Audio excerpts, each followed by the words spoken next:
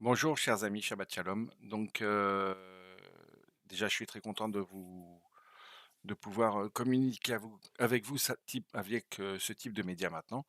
Je remercie le Rav, mon ami, le Rav Chaim Doré, pour cette magnifique initiative, effectivement, afin de tous progresser dans le cadre de la halakha, parce que c'est quand même le but de ce forum, d'essayer de devenir autonome au niveau de la cache.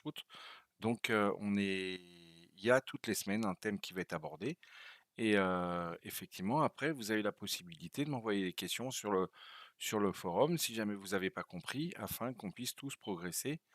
Maintenant la référence effectivement, c'est, un livre qui a été créé par, le Rav, Pinchasi qui s'appelle, le Kashrut oh zut, la Kashrut, avec ses applications, voilà en français.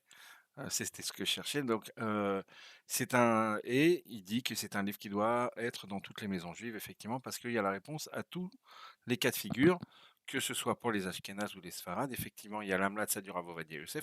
Pour les sfaradim, il va selon les enseignements du Rav Ovadia Yosef, mais il ramène dans ce livre effectivement les enseignements du Rama, ainsi que les enseignements du Ben Ishraï pour les sfaradim qui voudraient être un peu plus mahmirim.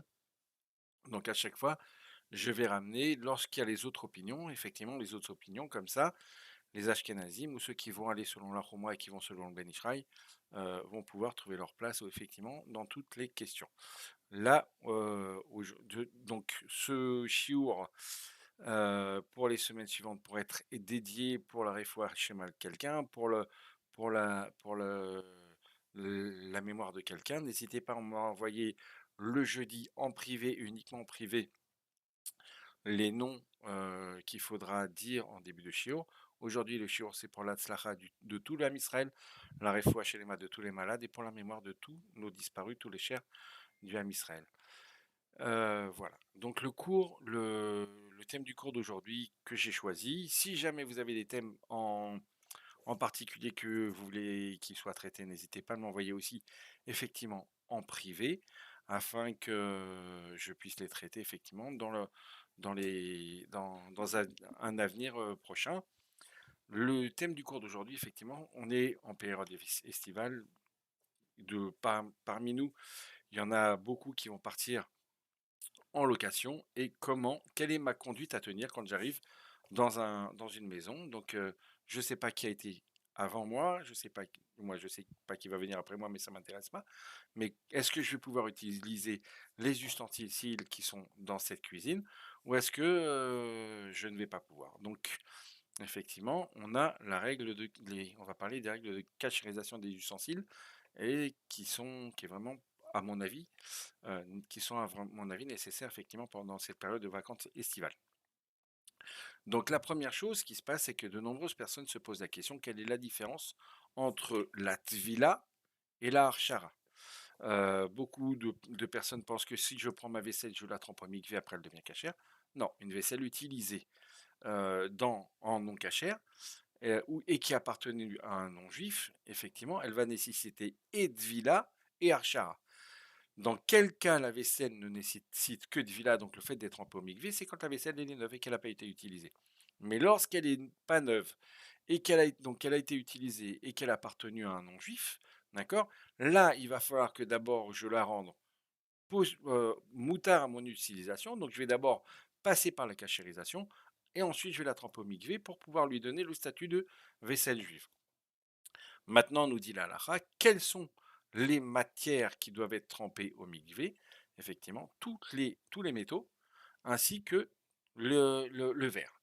D'accord. Donc, les ustensiles en métaux et en verre, je vais devoir les tremper avec bracha. Maintenant, si je pars en location et qu'il y a des ustensiles sur place, le fait que je les trempe, ça ne m'aide en rien. Pourquoi? Parce que les ustensiles ne m'appartiennent pas, ils appartiennent à la personne qui m'a loué la maison.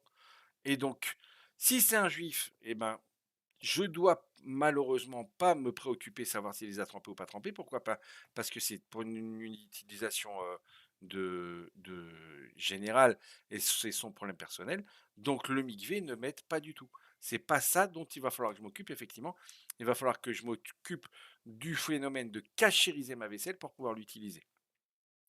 Donc, le Shulchan Aruch nous dit qu'effectivement, le métal et tous les métaux et le verre doivent être trempés avec bracha, d'accord? Et tous les autres ustensiles, tels que le bois, la porcelaine, la vaisselle en terre, etc., le plastique, je n'ai pas besoin de le tremper.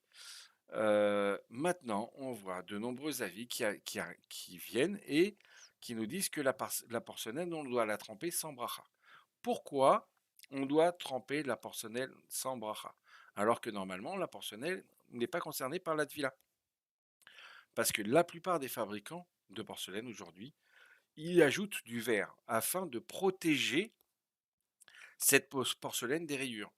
Et effectivement, dans ce cas-là, comme on a un safek, si c'est le verre qui est dominant ou si c'est le verre qui est à l'extérieur et qui vient recouvrir la porcelaine pour la protéger, eh ben, donc dans ce cas-là, si c'est du verre, j'ai la nécessité de le tremper.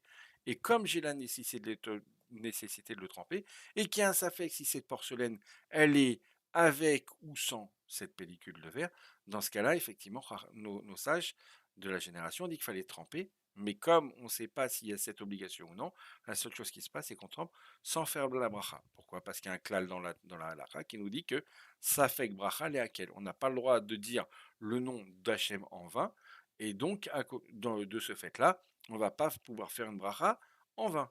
Et dans le cas de la porcelaine, donc voilà, on trempera sans bracha. Donc j'ai des ustensiles en verre à la maison qui m'appartiennent, je les trempe. J'ai des ustensiles en métal qui m'appartiennent, et il faut bien faire attention, qui m'appartiennent, je les trempe. Des ustensiles en porcelaine, je les trempe avec bracha, effectivement, en métal, pardon. Des ustensiles en porcelaine, là, je vais les tremper sans bracha. Et pour le reste des ustensiles, en bois ou ou en plastique, effectivement, je n'aurai même pas besoin de les tremper. Maintenant, on va parler de la cachérisation, le thème qui nous intéresse aujourd'hui par rapport à nos vacances. Je pars en vacances, c'est pas mes ustensiles, mais comment je vais pouvoir l'utiliser. Le Inyan dans la halakha, il nous dit que kebol o karpolto. De la façon dont j'ai utilisé l'ustensile, je vais pouvoir le cachériser. C'est-à-dire que si jamais il a été utilisé à très haute température, je vais devoir le cachériser avec un chalumeau.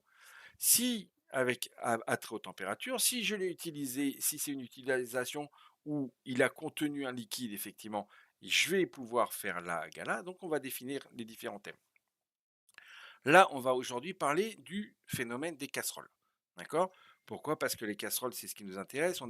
C'est très compliqué d'acheter des casseroles pendant un séjour. La vaisselle, les assiettes, etc., on peut acheter de la vaisselle en plastique et jetable. Par contre, la casserole, lorsque j'arrive dans un endroit en location, c'est vraiment quelque chose que je vais devoir utiliser pour pouvoir cuisiner. Les casseroles, les poêles, tout ce qui est nécessaire, effectivement, pour pouvoir cuisiner. Le comment sont utilisées les casseroles en général, il y a quelque chose dedans, il y a un liquide dedans, effectivement, et on met à cuire son plat. La majorité des casseroles ou des poêles, c'est comme ça, il y a un liquide dedans, et donc, que nous dit la halakha? L'utilisation de ma casserole, effectivement, elle a été faite avec un liquide dedans, donc je dois la tremper. Je dois la tremper dans une grande euh, dans une grande casserole, effectivement, qui est à ébullition, avec un peu de savon dedans. D'accord? Je la laisse 3 à 4 minutes, après je la prends, je la récupère et je la mets dans l'eau froide. Maintenant, dans mes lieux de vacances, j'ai, dans la majorité des cas, pas de possibilité d'avoir une grande casserole pour pouvoir faire la gala. C'est pas non plus la période de Pessah en Israël, donc on retrouve pas les grands fûts dans la rue, effectivement, qui ont de l'eau bouillante avec du savon, etc., dans lequel je vais pouvoir tremper mes ustensiles. Donc, quelle est la solution pour pouvoir cachériser mes casseroles? On a une deuxième solution, effectivement, au Hachem. C'est quoi? C'est de faire ce qu'on appelle le liboun kal. C'est quoi le liboun kal? Je vais prendre ma casserole, d'accord? Je vais la mettre à vide sur la plaque de cuisson. Je vais attendre que le métal rougisse un petit peu. Ou alors, pour pouvoir me faciliter la tâche, je vais mettre une feuille de, une feuille de sopalin dans ma casserole. À partir du moment où je vois que la feuille de sopalin, elle a commencé à changer de couleur, elle a commencé à brunir un petit peu par rapport à la chaleur de la casserole, je vais retirer cette feuille et là, je vais la passer sous l'eau froide. C'est ce qu'on appelle le liboun cal. Le liboun cal, il va me permettre de cachériser les casseroles sans avoir besoin de faire la hagala. C'est une méthode de cachérisation qui est supérieure, qui est plus Marc Mira. Et donc, je vais pouvoir l'utiliser dans le cadre de la hagala qui est beaucoup plus, entre guillemets, qu'il par rapport au fait de faire le liboun. Après, on a le liboun ramour, ça c'est pour les choses qui montent à très très haute température. Toutes les casseroles, nous dit le Rav Ovadia Yosef, même les casseroles qui sont recouvertes de téflon, elles vont pouvoir être cachérisées par cette méthode. Le problème du téflon, c'est que quand on va arriver en faisant les bunkal, on risque de les détériorer. Donc c'est pour ça que tout ce qui contient du téflon, je vous conseille de ne pas l'utiliser pendant cette période-là, de les mettre de côté et ou alors de voir si on peut faire une agala, c'est-à-dire avoir une plus grande casserole dans laquelle on va pouvoir les immerger complètement. Donc on reprend. Le, les casseroles, pour pouvoir les utiliser, je dois faire la gala.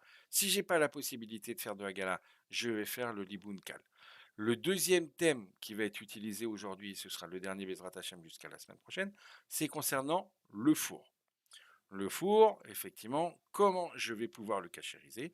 Selon le Rav Ovadia Yosef, il suffit de le mettre à très très haute température, du moins la température la plus haute du four, pendant 1h20. Auparavant, on va l'avoir nettoyé avec de l'eau et du savon. D'accord? On va faire cette cachérisation, 1h20, et on va pouvoir l'utiliser. Maintenant, dans le cadre de la casserole et dans le cadre du four, les deux se font à condition d'avoir effectivement attendu 24 heures. On ne peut pas faire utiliser, d'accord, les ustensiles dans la journée, ce qu'on appelle ben yomo. Pourquoi? Parce qu'on ne sait pas ce qui aura été cuisiné auparavant et qu'il faut effectivement une attente de 24 heures. Aussi bien dans le cadre de la cachérisation du four que dans le cadre de la cachérisation des casseroles, on attendra 24 heures après la cachérisation avant de pouvoir les utiliser. Maintenant, il y a une différence effectivement entre nos frères Ashkenaz et ceux qui suivent le Ben Ishraï et le Rav Ovadia Yosef dans le cadre du four. Pourquoi? Parce que selon le Ben Ishraï et selon nos frères Ashkenaz, le verre, il l'absorbe aussi. Et il n'a pas la possibilité de rendre le ta'am. C'est-à-dire qu'on ne va pas pouvoir annuler ce qui a été absorbé par la vitre de notre four. C'est pour ça que la plupart des Ashkenazim et ceux qui suivent le Ben Ishraï, pendant Pessah, ils ne cachérisent pas leur four, ils ont un four différent. Et donc là, moi, je suis confronté à pendant ma période de vacances, effectivement. La facilité, effectivement, c'est de pouvoir utiliser le four pour pouvoir gagner du temps dans le cadre de ma cuisson. Qu'est-ce que je vais devoir faire?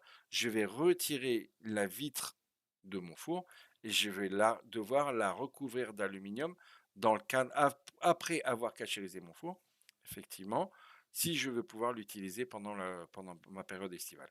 Donc, dans le cadre du Rav Ovadia Yosef, que son mérite nous protège, lorsque je cachérise mon four, je l'ai nettoyé avec de l'eau et du savon. Ensuite, je le mets à la plus haute température pendant 1h20 et ensuite j'attends 24 heures et je peux l'utiliser. Dans le cas de nos frères Ashkenaz, on fera la même chose, ou nos frères qui suivent le Ben Israël, pardon, on fera la même chose, on devra recouvrir la surface vitrée du four d'aluminium. Je vous souhaite à tous un Shabbat Shalom et je vous dis à la semaine prochaine.